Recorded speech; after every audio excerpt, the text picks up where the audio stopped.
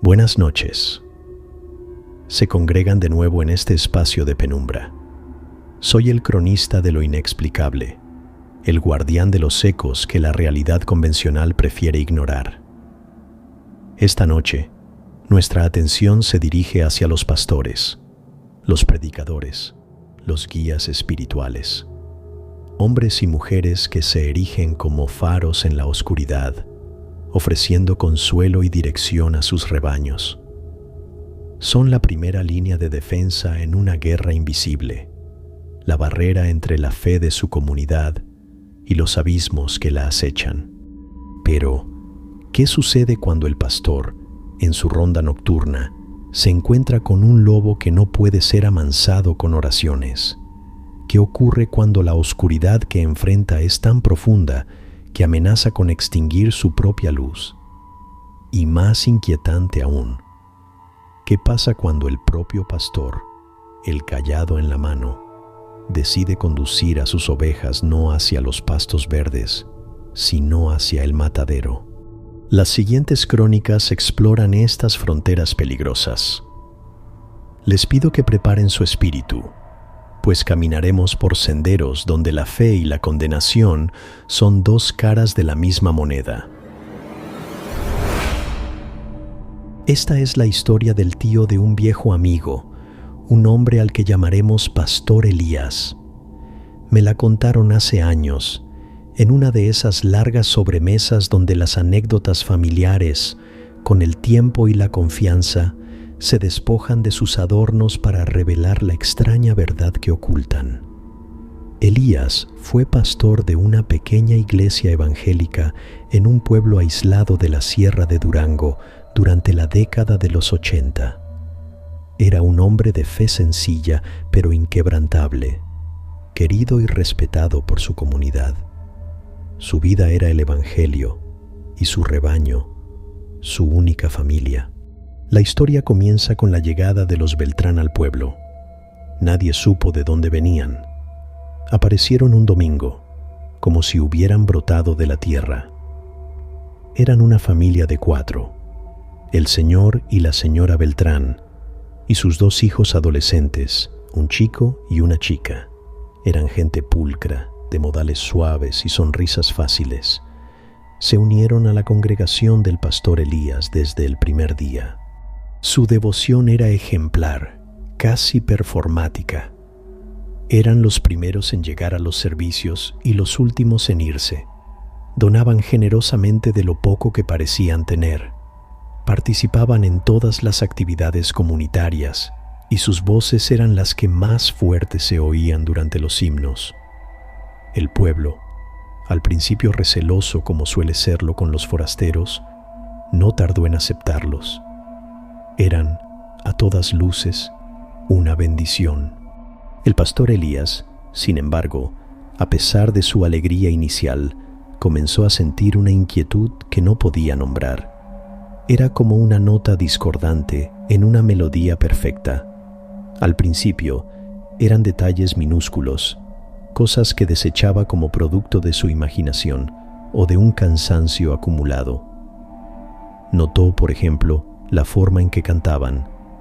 Lo hacían con una sincronía perfecta, no solo entre ellos, sino con el resto de la congregación, pero siempre había una ligerísima disonancia, un microtono más bajo que creaba una vibración casi imperceptible en el aire del templo. Luego se fijó en sus ojos. Durante sus sermones, Elías solía mirar a los rostros de sus feligreses, buscando la conexión, la chispa de la fe. Los Beltrán siempre lo miraban fijamente, con una atención absoluta, pero sus ojos no reflejaban nada. Eran pozos de calma, vacíos de la emoción que embargaba al resto. No había lágrimas durante los testimonios conmovedores.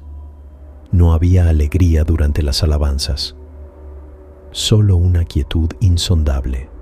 Un día, mientras visitaba a una familia para ofrecer consuelo por la pérdida de un familiar, se encontró con la señora Beltrán, quien también había acudido a dar el pésame. La anfitriona, una mujer anciana y piadosa, tenía en su sala un gran espejo con un marco de plata labrada, una herencia familiar. Elías notó, con un escalofrío, que mientras la señora Beltrán hablaba, ofreciendo palabras de consuelo con su voz suave, su reflejo en el espejo no se movía. Permanecía estático, con una leve sonrisa que no estaba en su rostro real. Cuando parpadeó, el reflejo volvió a la normalidad. Lo atribuyó a un juego de la luz, a su propia mente fatigada. Pero los incidentes se acumularon. Una tarde, durante una kermés para recaudar fondos, el hijo de los Beltrán se acercó al pastor. El muchacho le habló del amor de Cristo con una elocuencia impropia de su edad, pero mientras lo hacía, una pequeña perra callejera que siempre merodeaba la iglesia comenzó a gruñirle desde la distancia, con el pelo del lomo erizado, negándose a acercarse a pesar de los gestos amables del joven. El ambiente en el pueblo también empezó a cambiar, de forma sutil. La gente parecía más contenta, pero era una felicidad extraña, pasiva. Había menos disputas, menos chismes, pero también menos risas espontáneas, menos pasión. La comunidad se estaba volviendo dócil, apacible, como un rebaño sedado. El fervor en la iglesia crecía cada domingo. Las donaciones eran más generosas que nunca, pero el espíritu, la esencia vibrante de la comunidad, se estaba apagando. El pastor Elías se sentía cada vez más solo en su percepción. Intentó hablar con su esposa, pero ella solo veía en los Beltrán a unos cristianos modelo. Intentó compartir su inquietud con los diáconos, pero ellos estaban maravillados con el renovado vigor de la iglesia. Empezó a dudar de sí mismo, a pensar que quizás la soledad de su ministerio le estaba afectando la razón. La revelación llegó una noche de tormenta. Un rayo partió un viejo pirul junto a la iglesia y provocó un apagón en todo el pueblo. Elías estaba en su estudio, leyendo la Biblia a la luz de un quinqué. Escuchó que llamaban a la puerta. Era don Beltrán. Estaba empapado, pero su rostro mostraba una calma absoluta. Le dijo al pastor que su esposa estaba muy nerviosa por la tormenta y que si él podía acompañarlos a su casa para orar con ellos. Elías accedió. Caminaron bajo la lluvia torrencial. La casa de los Beltrán estaba en las afueras del pueblo. Al entrar, lo primero que notó el pastor fue el frío. No era el frío de la noche, era un frío de cripta, seco y penetrante. La señora Beltrán y sus hijos estaban sentados en la sala, en una penumbra apenas rota por un par de velas. No parecían nerviosos en absoluto. Estaban quietos, con las manos sobre las rodillas, observándolo. «Gracias por venir, pastor», dijo don Beltrán, cerrando la puerta. «Sabemos que tiene dudas sobre nosotros». El pastor Elías sintió que el corazón se le detenía. «¿De qué habla, hermano?», preguntó, su voz apenas un susurro. «Hablamos de su rebaño», continuó la señora Beltrán, su voz perdiendo por primera vez su suavidad, volviéndose plana y metálica. «Está tan lleno de fe. Es un alimento tan puro. Nos ha costado mucho encontrar un lugar así». En ese instante, Elías lo comprendió todo. Aquellos seres no eran humanos, no eran pecadores que necesitaban redención. Eran otra cosa. Depredadores espirituales que se habían vestido con la piel de sus ovejas para poder devorar su fe desde dentro. La paz del pueblo no era paz, era saciedad. El fervor de la iglesia no era fervor, era el festín. Se levantó, su mente corriendo en busca de una oración, un salmo, algo que lo protegiera. Pero su fe, que siempre había sido su roca, se sentía ahora como un puñado de arena. ¿Cómo luchar contra algo que se alimentaba de la propia fe? «No se moleste, pastor», dijo la hija, hablando por primera vez. Su voz era la de una anciana. Sus palabras solo nos hacen más fuertes. Su miedo es el postre. Los cuatro se levantaron al unísono. En la luz parpadeante de las velas, sus sombras en la pared no eran humanas. Se alargaban y se retorcían, adoptando formas vagamente insectoides, con demasiadas articulaciones. Y sus rostros, antes afables, se contrajeron en sonrisas que revelaban unas encías demasiado pálidas y unos dientes que parecían agujas. No le hicieron daño físico, simplemente se quedaron allí, observándolo con sus ojos vacíos, mientras la fe del pastor se desmoronaba, consumida por un terror tan absoluto que lo dejó hueco. Cuando amaneció, la tormenta había pasado, los Beltrán se habían ido. Nadie en el pueblo recordaba haberlos visto. Sus donaciones, su participación, su presencia, todo había sido borrado de la memoria colectiva. Solo el pastor Elías recordaba. Abandonó el ministerio una semana después. Se mudó con su esposa a la ciudad, un hombre roto y silencioso. La historia que le contó a mi amigo, años después, no la relató como un predicador, sino como un soldado que regresa del único frente de batalla donde la derrota es absoluta y eterna. La fe puede ser un escudo, un refugio contra las sombras, pero la historia de Elías nos demuestra que también puede ser el alimento que esas mismas sombras buscan. Cuando la entidad es depredadora, la devoción se convierte en presa. Pero hay un horror aún más retorcido, cuando el guía, el pastor, no lucha contra la oscuridad, sino que le abre la puerta y la invita a pasar, convirtiendo su iglesia en un altar de sacrificios. La siguiente crónica es el resultado de una investigación en los desiertos de Coahuila. Existen lugares en México que parecen olvidados por la mano de Dios, pequeños pueblos en medio del desierto, donde la vida es una lucha constante contra la sequía y el olvido. Fue en uno de estos pueblos, cuyo nombre no revelaré para proteger a los pocos que aún viven cerca, donde me topé con la leyenda del hermano Isaías y su tabernáculo de la última cosecha. La historia se cuenta en fragmentos, en susurros de viejos que miran con recelo a los forasteros. Juntando estos fragmentos, pude reconstruir la crónica de un pueblo que vendió su alma por un poco de agua. Todo comenzó en la década de los 70, durante una de las peores sequías que la región recuerda. El sol calcinaba la tierra, los animales morían, y el polvo era el único pan. La desesperación era un habitante más del pueblo. Fue entonces cuando llegó él, hermano Isaías. No llegó en un coche, simplemente apareció un día en la plaza, caminando desde el desierto. Era un hombre alto, demacrado, con unos ojos febriles que parecían arder. Su voz, sin embargo, era hipnótica, poderosa.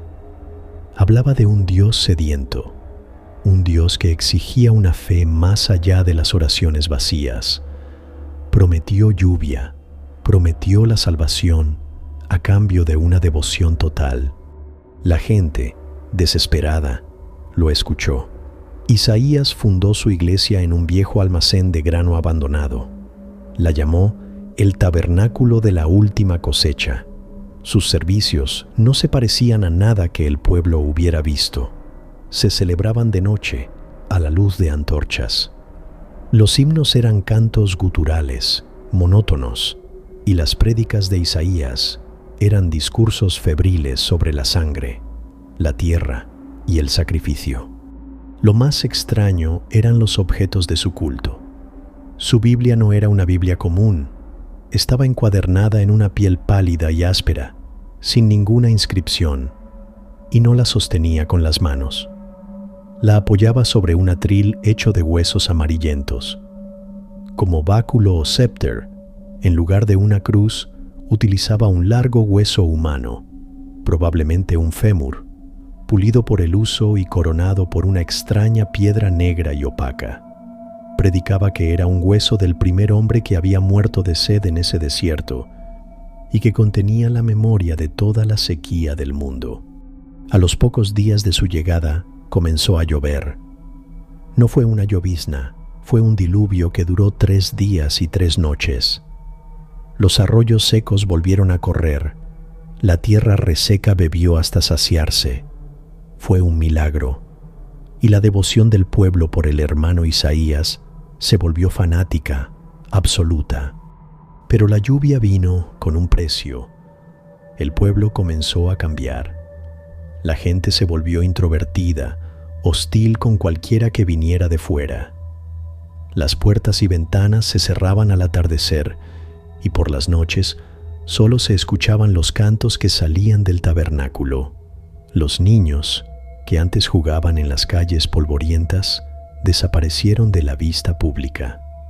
Se les mantenía encerrados en casa y solo salían para asistir a los servicios nocturnos. Un viajante que se quedó varado en el pueblo por una avería en su camión contó una historia escalofriante. Se refugió en su vehículo y durante la noche vio a la congregación salir en procesión del tabernáculo. Iban liderados por Isaías, que alzaba su báculo de hueso. No se dirigían a ningún campo para bendecirlo. Caminaron hacia el desierto, hacia un lugar conocido como el Salitral, una vasta extensión de tierra estéril donde nada crecía.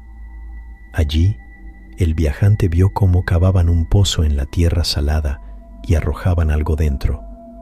No pudo ver qué era, pero el sonido que llegó hasta él no fue el de un animal. Pocos meses después, el viajante logró reparar su camión y huyó de allí. Intentó denunciar lo que vio, pero nadie le creyó. El pueblo se aisló completamente. Las pocas personas que se atrevían a pasar por la carretera cercana hablaban de un lugar silencioso, con un aura de opresión y malevolencia. La leyenda termina de forma abrupta. Un día, el hermano Isaías y toda su congregación desaparecieron. Simplemente se desvanecieron. Cuando las autoridades finalmente entraron al pueblo, lo encontraron vacío. Las casas estaban intactas, con comida en las mesas y ropa tendida. El tabernáculo también estaba vacío, a excepción de la Biblia de piel y el báculo de hueso, que yacían sobre el altar de huesos. Mi investigación me llevó a las ruinas del pueblo. La atmósfera sigue siendo pesada, opresiva. El silencio es antinatural. Logré encontrar los restos de lo que fue el tabernáculo. El altar de huesos ya no estaba, pero debajo de donde debió estar, el suelo sonaba hueco. Con la ayuda de un par de locales de un pueblo vecino, a quienes convencí con mucho esfuerzo, excavamos. A menos de 1 metro de profundidad, encontramos una cavidad. No era una cripta, era un nido, un espacio circular forrado con una extraña resina seca y quebradiza. Y dentro encontramos los huesos. No eran de adultos, eran los restos de docenas de niños, dispuestos en un círculo, con las cabezas apuntando hacia el centro. Y en el centro, donde sus cabezas casi se tocaban, había un esqueleto más grande, no humano. Tenía una forma vagamente humanoide, pero con miembros demasiado largos, un cráneo alargado y sin cuencas para los ojos. Una de sus manos esqueléticas aún aferraba un trozo de piel seca, la encuadernación de la Biblia de Isaías. Comprendí entonces la verdad de la leyenda. Isaías no rezaba a Dios. Su pacto era con esa criatura, una deidad antigua del desierto, un ser que se alimentaba de la vida y la devoción. Él fue su predicador, su sacerdote. Y la lluvia no fue un milagro, fue el pago inicial por la cosecha que la criatura realmente anhelaba, los niños del pueblo. El hermano Isaías no los condujo a la salvación, los llevó como ofrenda a su Dios hambriento. Cuando la oscuridad es tan tangible, cuando el mal se manifiesta no como una idea, sino como una presencia, es instintivo buscar la luz, acudir a aquellos que han dedicado su vida a ser centinelas espirituales. El siguiente testimonio, enviado por un seguidor llamado Arturo desde los Altos de Jalisco, es la crónica de una de esas batallas y del terrible precio que a veces deben pagar los que se atreven a enfrentarse a lo que mora del otro lado. La historia de Arturo y su familia es, lamentablemente, una que he escuchado con ciertas variaciones a lo largo de los años. Comienza con un sueño, la casa propia. Encontraron una oportunidad que parecía demasiado buena para ser verdad. Una casona antigua, de 2 pisos, con un gran patio, a las afueras de su pueblo, por un precio irrisorio. Los dueños anteriores, les dijeron, se habían mudado a Estados Unidos y necesitaban venderla con urgencia. La alegría de la mudanza duró poco. La casa, a pesar de sus amplios ventanales y su aparente calidez, se sentía fría. Un frío que, según Arturo, se te metía en el alma. Las primeras semanas, los fenómenos fueron los que se podrían considerar clichés de una casa embrujada. Puertas que se cerraban solas, objetos que cambiaban de lugar, el sonido de canicas rodando en el piso de arriba cuando no había nadie. Intentaron ignorarlo, racionalizarlo, pero la presencia o presencias no buscaban asustar, buscaban desgastar. La actividad escaló. Empezaron a escuchar susurros. Su hija pequeña, de 5 años, se despertaba gritando, diciendo que el niño de la pared le hablaba por la noche. Le decía cosas terribles, obscenidades que una niña de su edad no debería conocer. Una noche, la esposa de Arturo, al pasar frente al oscuro pasillo del 2º piso, sintió que algo pequeño y frío le rozaba la pierna. El ambiente familiar se enrareció. Las discusiones se volvieron constantes. El miedo y la falta de sueño los estaban destrozando. Se sentían como invasores en su propia casa, observados y acosados por algo que no podían ver, pero cuya malevolencia era innegable. Desesperados y en contra del escepticismo inicial de Arturo, decidieron buscar ayuda.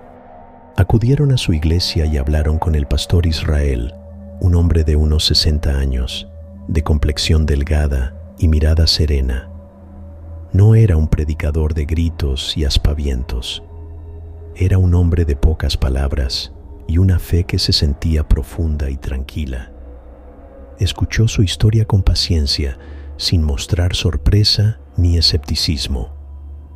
Cuando terminaron, simplemente asintió y dijo: «Iré mañana. Preparen la casa y prepárense ustedes».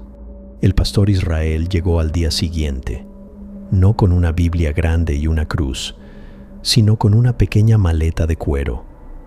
De ella sacó aceite para ungir, sal y varias velas blancas. Lo primero que hizo fue caminar por toda la casa, en silencio, con los ojos cerrados, como si estuviera escuchando las paredes. «No es uno, son varios», dijo finalmente. «Y hay uno, el niño, que es el más ruidoso, pero él no es el problema. Es solo el mensajero. Hay algo más antiguo aquí, algo que pide algo». Lo que siguió no fue una batalla espectacular, sino una guerra de desgaste. El pastor les explicó que no se iría hasta que la casa estuviera limpia. Sellaron las ventanas con sal y comenzaron a orar. El proceso duró 3 días. 3 días en los que la casa pareció rebelarse con una furia inaudita. El primer día, mientras oraban en la sala, todos los focos de la casa estallaron simultáneamente. Un viento helado recorrió la habitación, apagando las velas, sumiéndolos en la oscuridad. Y en esa oscuridad escucharon la risa, una risa infantil, aguda y burlona, que parecía venir de todas partes y de ninguna. El pastor imperturbable, volvió a encender las velas y continuó la oración, su voz firme en medio del caos. La segunda noche fue peor. Estaban concentrados en el cuarto de la niña, el epicentro de la actividad. El pastor había ungido la puerta y las ventanas con aceite. Mientras rezaban, la temperatura bajó tan drásticamente que el vaho salía de sus bocas. La puerta del armario comenzó a golpearse desde dentro, con una violencia que hacía temblar la pared. Arturo, a pesar del miedo, quiso abrir, pero el pastor se lo impidió. «No es a nosotros a quien quiere», dijo, «es a ella». Señaló a la pequeña, que dormía profundamente, casi en un trance, ajena al terror que los rodeaba. De repente, la puerta del armario se abrió de golpe. No había nadie dentro, pero en el suelo, frente a ellos, comenzó a formarse una mancha oscura, como si algo estuviera filtrándose desde abajo. La mancha creció y tomó la forma de una silueta humana, pequeña y retorcida. La figura se levantó, una masa de sombra sólida, y se abalanzó hacia la cama de la niña. El pastor Israel se interpuso, alzando sus manos. «En el nombre de Jesucristo, te ordeno que te detengas», gritó, y su voz, normalmente tranquila, resonó con un poder que hizo vibrar la habitación. La sombra se detuvo, y por un instante pareció retroceder, pero luego, con una risa que ya no era infantil, sino gutural y antigua, se lanzó contra el pastor, envolviéndolo. Arturo y su esposa gritaron, impotentes. Vieron al pastor luchar dentro de la masa oscura, su cuerpo convulsionándose. Y luego, un destello de luz blanca emanó del pecho del pastor, expandiéndose, forzando a la sombra a retroceder hasta disolverse en la nada. La habitación quedó en silencio. El frío desapareció. El pastor Israel estaba de rodillas en el suelo, jadeando. Se veía exhausto, como si hubiera envejecido 10 años en esos pocos minutos. Pero en sus ojos había triunfo. «Se ha ido», dijo con voz débil. El niño era solo un eco, un alma atrapada que usaba. El verdadero mal era más profundo, estaba atado a la tierra, a un crimen que se cometió aquí hace mucho tiempo. Pedía una vida para liberar la que le fue arrebatada, y se la he dado. Arturo no entendió a qué se refería. Creyó que hablaba en un sentido espiritual. Le dieron las gracias profusamente. El pastor solo sonrió con cansancio y se fue. La paz volvió a la casa. Los fenómenos cesaron por completo. Un mes después, se enteraron de que el pastor Israel había muerto. Los médicos dijeron que fue una falla cardíaca masiva, fulminante. Pero Arturo supo la verdad. El pastor no había expulsado a la entidad. Había negociado con ella. Había hecho un intercambio. Entendió entonces sus últimas palabras. Pedía una vida. Y se la he dado. Había ofrecido su propia vida a cambio de la paz de su familia. El pastor no solo luchó por ellos, se sacrificó. Arturo termina su testimonio diciendo que nunca podrán pagar la deuda que tienen con ese hombre y que cada noche, antes de dormir, rezan no solo por su familia, sino por el alma del pastor que se enfrentó a la oscuridad para que ellos pudieran vivir en la luz. El camino de la fe está lleno de pruebas. Las crónicas de esta noche nos han mostrado el pesado fardo que llevan aquellos que se interponen entre nuestro mundo y los abismos. Nos hablan de fe, de corrupción y de un sacrificio tan profundo que desafía nuestra comprensión. Hemos llegado al final de nuestro encuentro.